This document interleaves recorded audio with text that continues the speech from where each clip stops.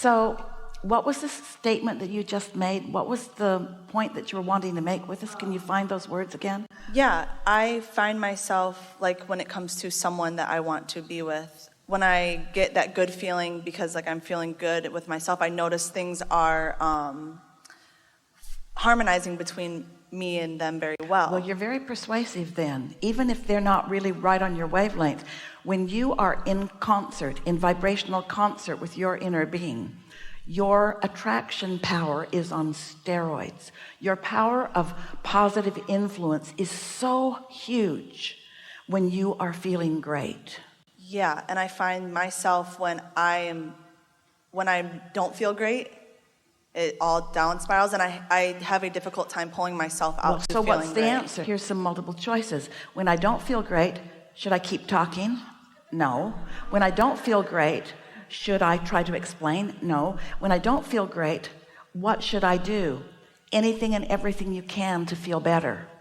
Take a break, take a walk, put your feet in a bucket of water or a bigger bowl of water. In other words, do something that changes your focus. Meditate, quiet your mind, allow your vibrational cork to float, and then, because every conversation you have with yourself or with someone else when you don't feel great never leads to what you want. Never, ever, ever. However, it does launch more rockets. It does make the calling stronger. But in that red hot minute, talking it over is not going to give you any results that you're going to get to witness right then. And I've noticed that's where I go to. Like, if something is bothering me or I'm not feeling great, I try to talk it out to feel. Almost everybody does, because remember, the goal of most is to be right, not to feel good. So all that conversation becomes a debate or a competition about who's really right. And do you ever get from the other one, well, I hear what you're saying to me, but when something similar was happening to you, you did that. In other words, your Abraham buddies will get all over you about your discord, but that hasn't got anything to do with anything, does it? It's just how I feel right now and what I'm doing about it. Here's the rule of thumb that we would give to ourselves if we were standing in your physical shoes. If you're feeling great, talk. Milk it, express it, dramatize it, explain it, smile about it, use hand gestures, point in every way you can to the things that you feel excited about, because only good and gooder can come from that. If you're not feeling so good, do your best to clam up. Do your best to not explain it, not dramatize it, not express it, not use hand gestures. No, it makes sense. And I find myself when I feel not the best, I get worried, like I have to think about what I want more because I don't want my desire not to happen. Well, here's the thing. That is describing a little bit of mistrust is too strong a word in your case. Misunderstanding might be a better word, but not really trusting quite yet the realness and the bigness of your vortex. And so you just get better and better at that. Every now and again, you'll get wadded up in something that seems to require your attention because you're wadded up in it. In other words, something happened. And so it's easy to notice what happened and have a knee-jerk response to it. As that's happening to you, if you are increasingly aware of the way you feel and you've really made a decision that you're going to do your best to quiet things down when you feel like that and ramp things up when you doubt her. And it's not an easy thing to do because the law of attraction doesn't make it easy for you.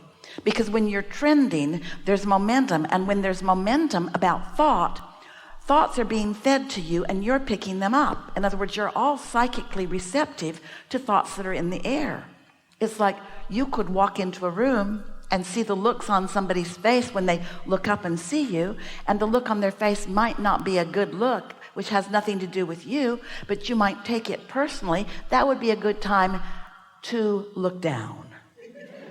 That would be a good time to withdraw. That would be a good time to not say in your own mind, what's wrong with you? Or what's up with that? Don't engage mentally with anything you don't want more of. You don't want more of scowls. You don't want more of hand gestures in the street. There are a lot of things that you don't want more of, and 100% of the time they feel bad when you're having some of it. And so again, Abraham, now you're not just teaching selfishness. Are you actually telling us to put our head in the sand? And we say, yes, and when you get your head in that hole, meditate. You see, we can't ask you to not look at that. We can't say, don't give your attention to that, because now you're giving your attention to that thing that we don't think is a good idea for you to give your attention to. So when we say withdraw from that bad thought, your mind's on that bad thought, and now you're thinking about that bad thought, and you might even get all justified and self-righteous as you justifiably ignore that thought, but you're still offering a vibration about it because you're still pushing against it. So the key is to just want so much to feel good that you practice it when it's easy. And then the more you practice it when it's easy, the more easy it will be to do it more and more of the time. You create through your focus. You create through your focus. Your focus causes you to emanate a vibration which meets up. Now sometimes you see something, and you seeing it is what makes you aware of a vibration. Jesus said, turn the other cheek. And that's exactly what he was talking about.